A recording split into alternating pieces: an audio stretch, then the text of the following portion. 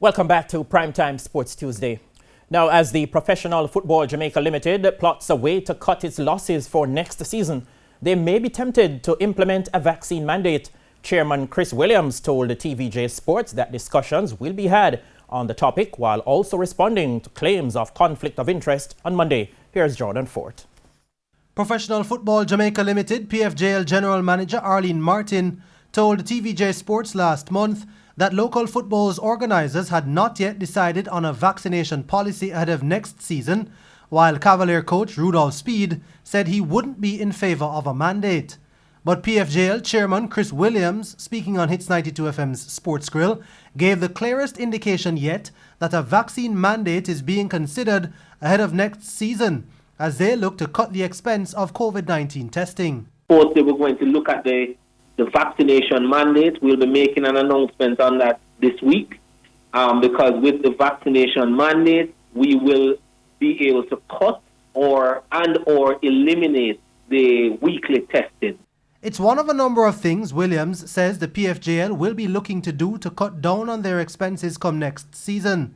Williams says they will firstly shore up the procedures for potential sponsors to mitigate against a scenario which saw one of their sponsors defaulting last season, leaving them with an almost $90 million shortfall. The first thing is we did not have in place a purchase order approval system, so we're putting that in place. So we'll have purchase orders. So you can't commit PFJL without the necessary approvals from the board. Having certain operations done in-house as opposed to outsourcing is also being considered, according to Williams.